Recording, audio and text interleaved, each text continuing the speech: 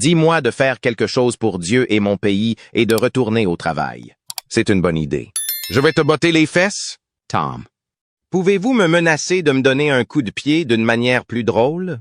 De la domination des émissions de télé-réalité pendant plus de 10 ans aux sombres secrets cachés derrière le comptoir du prêteur sur gage qui sont révélés. Voici l'histoire inédite des stars du prêt sur gage et la confession de Rick Harrison. L'entreprise familiale, fondée sur la connaissance de l'histoire de l'or et de l'argent, a récemment été noyée dans une série d'accusations controversées. Scandals, poursuites judiciaires et trahisons familiales menacent de mettre fin, voire de ternir définitivement, leur héritage. Avec tout ce qui se passe, l'empire de Rick Harrison est poussé à bout et risque de s'effondrer. Ce qui était autrefois un humble prêteur sur gage a conduit ses propriétaires à la gloire, à la cupidité et au chaos juridique. Mais où commence leur histoire? Un impère de prêteurs sur gage construit sur la connaissance de l'or et de l'argent. Au centre de tout cela se trouvait Richard Oldman Harrison, le patriarche de 77 ans qui a cofondé le prêteur sur gage de Las Vegas. Son expérience dans le secteur, combinée à son attitude pragmatique, a fait de lui un favori des fans et évidemment celui qui donne les ordres. Cependant, sa mort en 2018 a marqué un tournant pour la famille, tant sur le plan personnel que professionnel. Rick Harrison, le cerveau derrière le succès télévisé de la boutique, savait dès le début que le prêt sur gage ne se résumait pas à des ventes rapides. Fort de ses connaissances de base sur l'or et l'argent, il a créé la boutique de prêt sur gage d'or et d'argent à partir de zéro. Même si au début, il était difficile de faire des bénéfices. Souvent, Rick se retrouvait à prêter plus d'argent qu'il n'en gagnait. Quoi qu'il en soit, il a persévéré, élargi son expertise et est devenu un nom de confiance dans le secteur des prêts sur gage. Cependant, le véritable changement de donne s'est produit en 2009 lorsque Pawn Stars a fait ses débuts sur History Channel. L'émission suivait Rick, son père, son fils Corey Big Hoss Harrison et l'ami de Corey, Austin Chumley Russell, alors qu'ils interagissaient avec les objets inhabituels et parfois inestimables apportés dans la boutique. Les clients ont apporté toutes sortes d'objets, notamment des bandes dessinées rares et des objets que l'on croit provenir de l'Égypte ancienne. Pour cette raison, aucune journée ne se ressemblait au prêteur sur gage. C'était une bonne chose car cela rendait l'expérience imprévisible et intéressante. En plus de cela, les fans ont adoré les plaisanteries entre Rick et son père, ainsi que la personnalité un peu naïve et maladroite de Chumley. Mais à mesure que la série est devenue plus célèbre, des affaires désagréables se sont déroulées dans les coulisses. La vilaine bataille juridique de Rick Harrison avec sa mère. Selon USA Today, la mère de Rick, Joanne Harrison, poursuit son fils en justice dans un litige concernant les biens familiaux et la propriété du prêteur sur gage en or et en argent. Mais ce n'est que le début. Les avocats de Joanne ont déposé plainte auprès du tribunal de l'État du Nevada. La plainte désigne Rick Harrison, le prêteur sur gage d'or et d'argent, les entités commerciales, Harrison Properties, Joe Rick Properties et d'autres comme défendeurs. La plainte évoque une rupture de contrat, précisant que Joanne a été mariée au père de Rick pendant 58 ans. Cependant, lorsqu'elle a été hospitalisée au début des années 2000, juste après s'être réveillée du coma, Rick, lui, a fait signer sa participation de 51% dans le prêteur sur gage.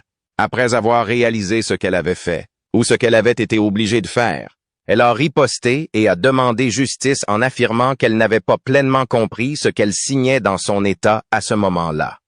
En 2018, lorsque Richard est décédé, Joanne devait hériter de sa part de 49% du prêteur sur gage. Mais Rick ne lui avait pas fourni de documentation complète sur les finances de l'entreprise. Pour cette raison, Joanne a allégué qu'elle n'avait pas été en mesure d'obtenir une comptabilité appropriée pour plus de 500 dollars en espèces et en argent. Selon elle, Feu Richard avait accumulé ses biens avant sa mort. Suite à cette bataille juridique, la valeur nette de Rick a été menacée. En effet, la poursuite vise à obtenir des dommages et intérêts non spécifiés, une comptabilité des actifs, une ordonnance du tribunal interdisant à Rick d'utiliser les fonds appartenant à Joanne et une fiducie constructive sur les biens qui lui appartiennent.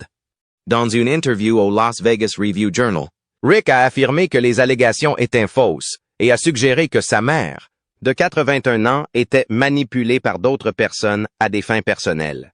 Mais ce n'est pas la seule bombe qui a été lancée sur l'entreprise familiale. Selon le Daily Mail, en 2020, le prêteur sur gage d'or et d'argent, qui accumule généralement plus d'1 million de dollars par an, n'a réalisé que 37 406 dollars en raison de la pandémie de COVID-19. Cela les a durement touchés. Mais le drame juridique ne s'est pas arrêté là. La mère de Rick a décidé de déposer une ordonnance de protection. Selon le Daily Mail, l'ordonnance de restriction temporaire de Joanne contre Pawn Stars Rick avait pour but de l'empêcher de vendre les actifs de la famille. Pour sa défense, Joanne a affirmé que Rick avait cessé de lui envoyer de l'argent provenant de la part de Richard dans l'entreprise. Au début, Rick lui versait régulièrement 25 $, mais a arrêté en 2020.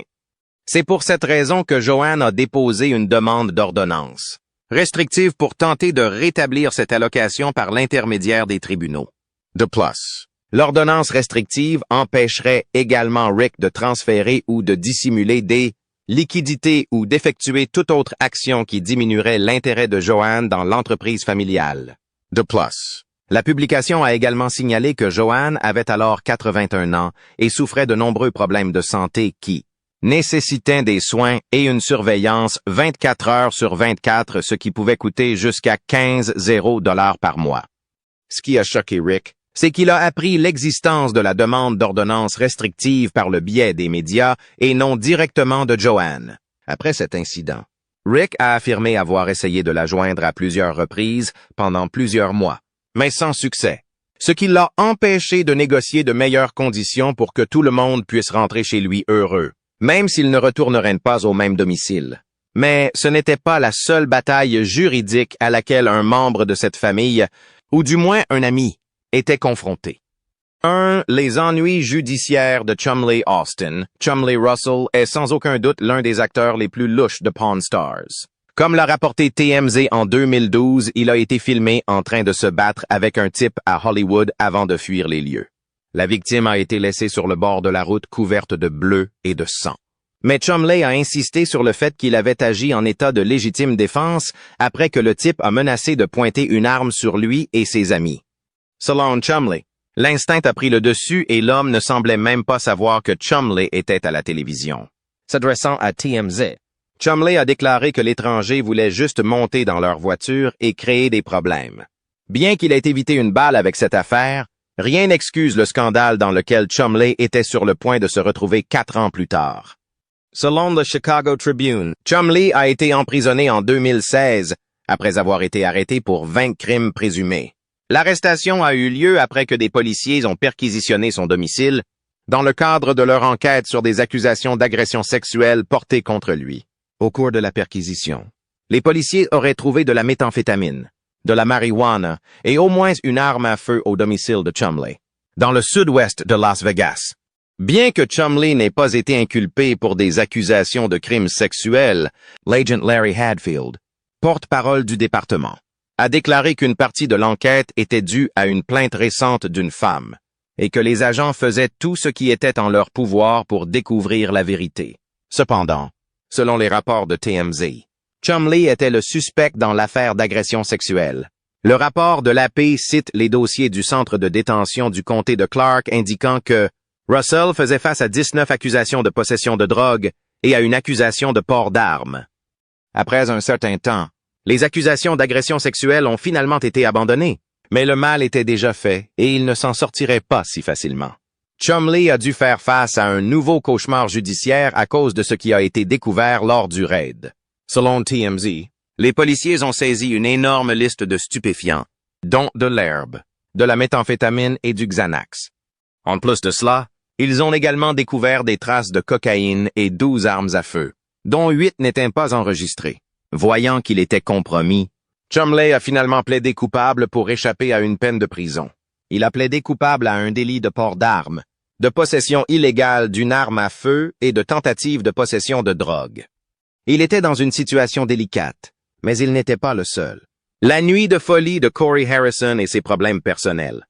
Le fils de Rick, Corey Big Hoss Harrison, a lui aussi eu sa part de mésaventures. Connu pour son ambition de reprendre un jour la boutique, Corey a connu une période difficile lorsque des rapports ont fait état de son comportement sauvage lors d'une étape lors d'un voyage à moto. à Jefferson City. Corey a été impliqué dans un incident embarrassant dans un bar appelé Spectators. Après ce que les témoins ont décrit comme une semaine de forte consommation d'alcool, Corey a choqué les clients en urinant en public et en jetant un tabouret de bar, ce qui lui a valu d'être expulsé du bar. Cet incident a attiré l'attention négative, bien que Corey ait plus tard exprimé des regrets pour ses actes et présenté des excuses publiques.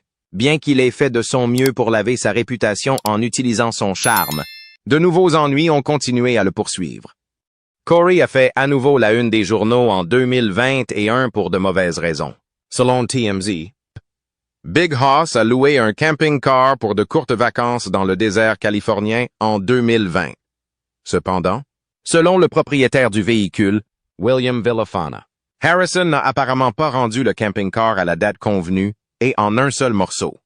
Villafana a affirmé que l'assistant de Harrison avait appelé un jour plus tard pour dire qu'ils avaient eu un accident et qu'ils allaient faire remorquer le camping-car.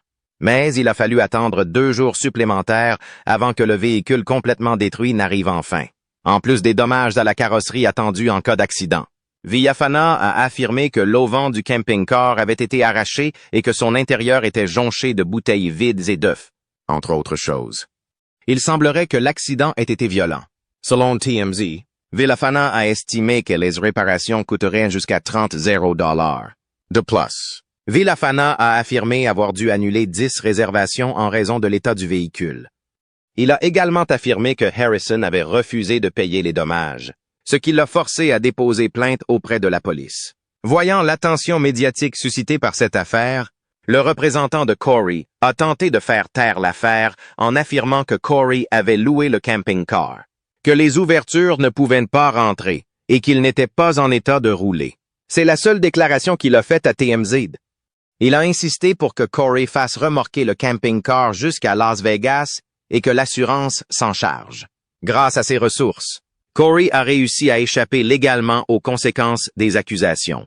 Mais son image publique a été ternie et ses problèmes juridiques étaient le cadet de ses soucis. Dans sa vie personnelle, Corey a dû lutter contre son poids, qui avait atteint des niveaux dangereux, ce qui l'a conduit à subir un pontage gastrique en 2010. L'opération lui a permis de perdre plus de 45 kilos.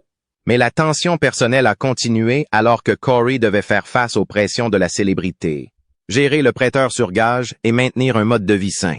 Son amitié avec Chumlee est restée intacte et Chumlee, inspiré par Corey, a également commencé à perdre du poids. Au moins, il a eu ses bons moments. Mais les ennuis étaient loin d'être terminés. Le scandale a ébranlé la crédibilité de l'émission. Cy Rick, Chumlee et Corey étaient les stars de Pawn Stars. L'émission s'appuyait également largement sur des experts pour donner de la crédibilité aux objets rares qui franchissaient les portes. Ces spécialistes sont devenus les favoris des fans à part entière, car ils offraient des connaissances détaillées et l'histoire de tout ce qui leur arrivait. Des vieilles pièces de monnaie aux autographes rares. Cependant, certains de ces experts ont suscité la controverse, poussant les fans à remettre en question leur fiabilité. L'un d'entre eux, Johnny Jimenez Jr., connu pour son expertise en matière de jouets vintage, s'est retrouvé dans une situation délicate en 2015 après un incident de violence domestique. Selon TMZ, Johnny a été filmé en train d'agresser sa petite amie à la sortie d'un restaurant de Las Vegas, un événement qui a terni son image. En voyant cela, Johnny a défendu son honneur en affirmant qu'il essayait d'aider sa petite amie ivre à déménager après une nuit de fête et de beuverie. Mais le mal était déjà fait pour sa réputation. John Reznikoff, un autre expert dont les allégations ont conduit à la critique de la série, était spécialisé dans l'authentification d'autographes. Il a commis une erreur très médiatisée en 2011 lorsqu'il a mal identifié un autographe sur un scénario du Parrain. Reznikoff a affirmé que la signature appartenait à l'acteur Al Pacino, mais il a été révélé plus tard qu'il s'agissait du producteur Al Ruddy. Bien que l'erreur soit relativement minime, elle a amené les téléspectateurs à se demander si les experts étaient aussi bien informés qu'ils le semblaient et s'ils avaient commis une ou plusieurs erreurs similaires dans le passé qui étaient passées inaperçues. Mais ce n'était rien comparé au scandale de 2015. Le plus gros scandale impliquant un expert de Pawn Stars a eu lieu en 2015 lorsque Drew Max, un expert en souvenirs sportifs, a été accusé de fraude dans le New Jersey. Il avait authentifié de faux articles de sport qui ont ensuite été vendus aux enchères. Les acheteurs qui avaient été trompés ont intenté une action en justice, accusant Max d'avoir utilisé sa célébrité à la télévision pour renforcer sa réputation dans le monde des souvenirs et de les avoir finalement escroqués. Ce scandale a gravement porté atteinte à la crédibilité de l'émission, car les fans ont commencé à se demander combien d'autres articles évalués sur Pawn Stars avaient été mal représentés, alors que certains pensaient que le monde devrait leur accorder un peu de répit puisque tout le monde fait des erreurs. Peu d'entre eux ont pris la défense de Max, car son erreur avait coûté beaucoup d'argent à certaines personnes. Mais quelle a été la conséquence de tous ces problèmes? À mesure que ces scandales se multipliaient, Pawn Stars a commencé à s'éloigner de son concept original. Au départ, l'émission était un mélange d'histoire et de divertissement, Rick et son équipe expliquant aux téléspectateurs l'importance historique des objets apportés dans la boutique. Le charme de l'émission résidait dans son caractère imprévisible. Un jour, un client pouvait entrer avec une pièce rare de l'histoire militaire, tandis que le lendemain, il pouvait apporter un objet de collection moderne et original. Mais au fil du temps, l'émission a commencé à paraître plus scénarisée. Des rumeurs ont fait surface selon lesquelles les vendeurs de l'émission étaient présélectionnés et les articles évalués à l'avance, ce qui a enlevé le caractère spontané qui attirait initialement les téléspectateurs. Les disputes entre les acteurs, autrefois sincères et souvent amusantes, ont commencé à sembler fabriquées, l'accent étant mis sur les drames familiaux plutôt que sur les objets uniques apportés dans la boutique. Et les fans ont tout remarqué. Ce passage à une forme théâtrale a rendu l'émission moins authentique. Les fans qui avaient initialement regardé la série pour en apprendre davantage sur l'histoire se sont retrouvés à regarder une émission de télé-réalité qui ressemblait plus à l'incroyable famille Kardashian qu'à une série sur le prêt sur gage. Même les personnages eux-mêmes ont commencé à ressembler à des caricatures. Rick, le négociateur sévère. Corey, le fils ambitieux mais souvent distrait. Ed Chumley, le personnage comique dont les ennuis judiciaires rendent son personnage à l'écran de plus en plus déconnecté de la réalité. Comme si le drame familial, les problèmes juridiques de Chumley et les scandales entourant les experts ne suffisaient pas. Pawn Stars a également dû faire face à des défis pour développer ses activités commerciales. Rick a tenté de capitaliser sur le succès de l'émission en lançant Pawn Plaza, un centre commercial à proximité du prêteur sur gage qui abritait des restaurants et des magasins. Mais cette entreprise s'est avérée un échec, plusieurs commerces ayant fermé leurs portes en raison du manque de fréquentation. Les propriétaires de ces commerces se sont ensuite plaints du fait que Rick n'avait pas fourni suffisamment de soutien marketing. Ils avaient misé sur la renommée de Pawn Stars pour attirer des clients. Mais la foule n'a jamais été au rendez-vous. De nombreux commerçants ont reproché à Rick de ne pas faire assez de promotion pour la région, ce qui a conduit à la faillite de plusieurs entreprises et à une série de poursuites judiciaires. Mais comment pouvaient-ils réellement transformer leurs téléspectateurs en clients professionnels, alors que ces batailles se déroulaient dans le présent? Le passé de l'un des acteurs était sur le point de révéler la vérité nue à leur sujet. La démission d'Olivia Black à cause du mannequinat nu. Un autre scandale qui a secoué Pawn Stars impliquait Olivia Black, une ancienne employée qui a rejoint la boutique en 2012. Olivia est rapidement devenue une favorite des fans en raison de son style alternatif et de sa personnalité avant-gardiste. Cependant, après seulement un court passage dans l'émission, Olivia a été renvoyée sans explication. Les fans se sont énervés et ont essayé de découvrir ce qui avait conduit à sa disparition. Plus tard, il a été révélé que son licenciement était lié à des photos nues qu'elle avait prises avant de rejoindre Pawn Stars et que ces photos avaient fait surface en ligne. Cette décision a suscité la controverse, de nombreux fans critiquant les producteurs de l'émission pour ce qu'ils considéraient comme une réponse injuste et sexiste. Malgré son licenciement, Olivia Black a conservé une forte base de fans. Elle a continué à travailler dans l'industrie du prêt sur gage en dehors de l'écran, poursuivant une carrière de mannequin et d'artiste pour adultes. Olivia a intenté une action in justice, affirmant que son licenciement était illégal. Mais l'affaire a finalement été abandonnée et elle s'est concentrée sur sa carrière de mannequin. Alors que l'attention des médias s'est détournée de l'affaire Olivia, un autre scandale a éclaté, le mystère de la collection de pièces volées.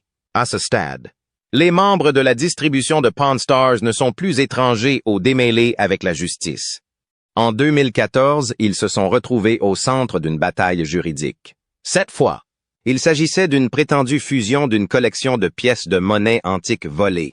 Selon ABC News, dans une plainte pénale déposée auprès du tribunal du comté de Clark, David Walters a affirmé que sa nièce, Jennifer Beckman, lui avait volé sa précieuse collection de pièces de monnaie en 2013, puis l'avait vendue au Gold and Silver Pawn Shop. Walters a affirmé que le butin apporté par Beckman à Gold and Silver lui avait rapporté un total de 12 375 $. Mais l'oncle lésé a affirmé que la valeur réelle de sa collection était plus proche de 50 $. Dès que Walters s'est rendu compte que les pièces avaient disparu, il a immédiatement signalé sa nièce aux autorités. Mais lorsque les policiers ont contacté Gold and Silver Pawn, les pièces avaient déjà disparu. À ma connaissance, comme les pièces ne sont pas identifiables, elles ont peut-être été fondues, a déclaré un porte-parole du magasin à Fox News. Elles ont peut-être été vendues, elles sont peut-être dans des seaux comme d'autres pièces en attente d'évaluation. La représentante a ensuite contesté la réclamation d'évaluation de 50 $, de Walters. Ces pièces valaient bien moins que ce que ces messieurs pensaient, a-t-elle déclaré, avant d'insister sur le fait qu'aucun des acteurs de Pawn Stars n'avait rien fait de mal ou d'illégal pour acheter les pièces. La fin de Pawn Stars? Malgré ses scandales et ses controverses, la série a réussi à rester à l'antenne pendant plus d'une décennie. En plus de cela, la série a conservé une forte audience même lorsqu'elle s'est orientée vers des contenus scénarisés et des drames familiaux. Cependant, au moment où la 21e saison a eu lieu, la magie des premières années s'était estompée et l'audience avait considérablement diminué. Avec les problèmes juridiques, les conflits familiaux et les scandales qui entouraient ces stars, Pawn Stars a commencé à perdre son authenticité. Rick, un homme d'affaires avisé, a concentré ses efforts ailleurs, notamment dans l'immobilier et d'autres entreprises. Pawn Plaza n'a peut-être pas été un succès retentissant, mais le sens des affaires de Rick a permis à la boutique de prêt sur gage d'or et d'argent de rester un incontournable à Las Vegas. Quant à l'avenir de Pawn Stars, bien qu'aucune annonce officielle n'ait été faite concernant son annulation, la série n'est plus que l'ombre d'elle-même. Ces stars ont dû faire face à des défis personnels et professionnels, et la présence autrefois dominante de l'émission sur History Channel a diminué. Il reste à voir si l'émission reviendra ou non, mais une chose est sûre. Pawn Stars a laissé une trace indélébile dans le monde de la télé-réalité. Mais qu'en est-il de son héritage? Un héritage entaché de scandales, mais toujours emblématique. Pawn Stars a eu un impact unique sur la télé-réalité, transformant ce qui était autrefois un prêteur sur gage de niche en un nom reconnu mondialement. Depuis ses humbles débuts en tant qu'entreprise familiale jusqu'à la franchise multimillionnaire qu'elle est devenue, Pawn Stars a contribué à éduquer les téléspectateurs sur l'histoire, les antiquités et l'art de la négociation. Le succès de l'émission a mis en valeur le charme des Américains ordinaires dans un décor rempli d'objets insolites, où chaque transaction racontait une histoire. Cependant, même si Pawn Stars a construit un héritage, sa chute sert d'avertissement sur les mauvais côtés de la célébrité et les coûts liés au maintien d'une personnalité publique. Les scandales qui ont entouré ces stars, les litiges juridiques et les controverses autour des évaluations ont contribué à ternir lentement l'image autrefois intouchable de l'émission. Même si elle ne retrouvera peut-être jamais sa gloire d'antan, Pawn Stars restera dans les mémoires comme l'une des émissions de télé-réalité les plus populaires et les plus influentes de l'histoire. Au final, Pawn Stars a mis en lumière les défis réels de la gestion d'une entreprise familiale dans le contexte du paysage en constante évolution de Las Vegas. Elle a offert à la fois un aperçu du monde du prêt sur gage et un miroir des luttes personnelles de ses stars, ce qui en fait un élément à multiples facettes de l'histoire de la télévision. Et même si son avenir est incertain, son impact sur la culture pop continuera de résonner pendant des années.